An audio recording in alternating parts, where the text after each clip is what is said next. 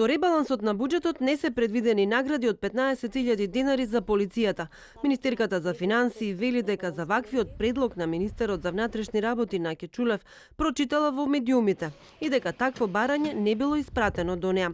Чулев, како и сите министри, понудил кратење на буџетот во МВР, вели Ангеловска, а откако бројките биле стокмени и пресметките затворени, преку Фејсбук побарал за секој полицаец по 15.000 денари. Ребалансот беше скроен пред 2 дена.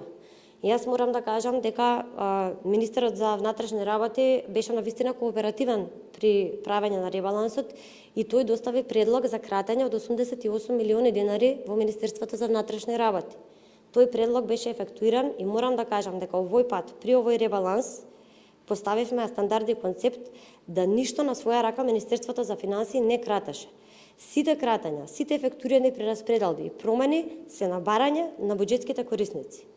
И ова сега што ме прашувате, јас би кажала дека едноставно не кореспондира предлогот кој што сега го споменувате, не кореспондира со барањето кое што било доставено при кроењето на ребалансот. Министерот за внатрешни работи Чулев вчера рече дека подготвил предлог уредба која ќе ја достави до владата за парично наградување на полициските службеници кои придонесуваат во борбата против пандемијата со COVID-19.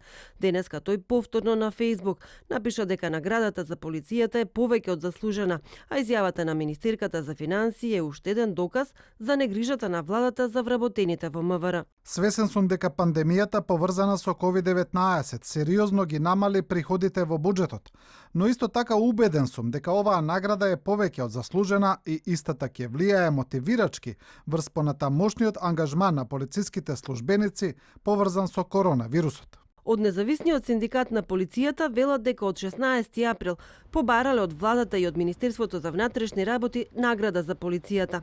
Според податоците на МВР, до сега 13 полицајци биле заразени со коронавирусот, додека 50 одлучиле додат во самоизолација.